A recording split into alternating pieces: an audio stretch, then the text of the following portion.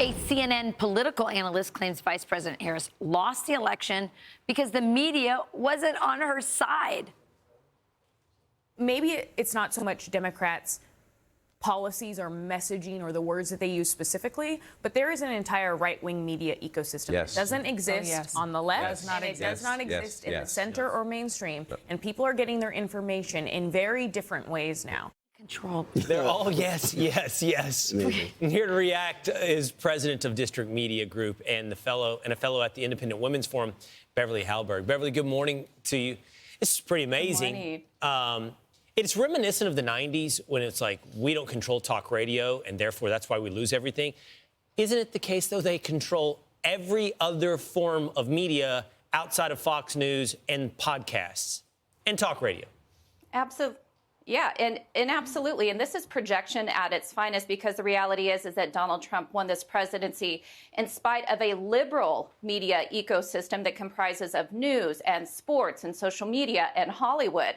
And I think as we look at this, we also have to combine that with the fact that they covered up for Joe Biden and his mental decline. They also did a complete rewrite of Kamala Harris, saying somebody who was a very unpopular VP all of a sudden was a political superstar. So as you see this Monday morning quarterbacking, these autopsies going on, the question I ask myself, is this purely just trying to deflect from the blame that they should actually take on themselves, or is it something more insidious? Is this something because of their moral superiority, their arrogance, where they can't even see the truth anymore because they're so blinded?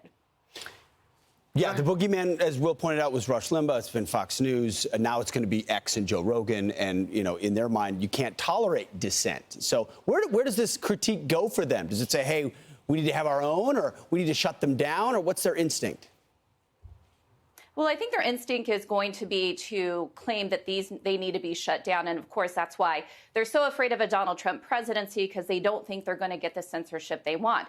But they would go a long way if they did a little introspection and realized one of the reasons why Joe Rogan has been so popular, and by the way, he's a moderate, is because he actually was curious. He actually would speak to anyone. Even in the past week, he had on Senator John Fetterman on his show. It's not that he's only interviewing Republicans on his show.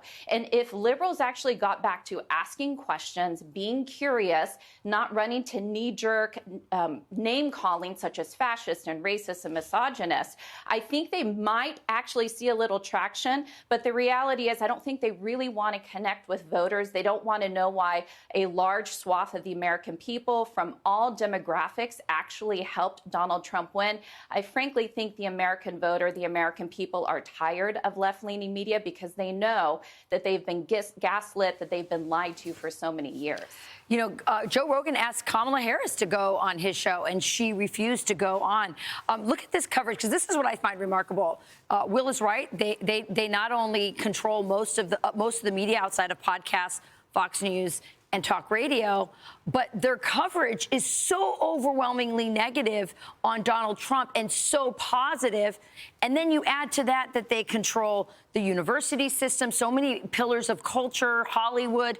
And then they also controlled, you know, they weaponized the government about Donald Trump. I can't imagine what this election would have looked like, Beverly, if they had been fair on any of those things that I just mentioned. It's truly remarkable what Donald Trump has overcome. It's an epic story, actually. Yeah, I think there's a big turning point in this country where even if you were called racist and garbage, and of course there were the basket of deplorables from years ago, I even think the era of COVID, where Americans were called the part of the reason we had this pandemic, I think the name calling doesn't work. It's not that someone who is a racist isn't a horrible thing, but people don't believe they're that because everybody's called that. These terms have lost their meaning. And I think another part of this is when you're told that the economy's fine, that inflation is transitory, not that bad, that President Joe Biden is running circles around his staff, people know that that doesn't match with reality. They don't trust legacy media anymore. Joe running circles around his staff. Yeah. That's true. Beverly, thank you very much. Thank Good you. stuff. I'm Steve Ducey. I'm Brian Kilmeade. And I'm Ainsley Earhart. And click here to subscribe to the Fox News YouTube page to catch our hottest interviews and most compelling analysis.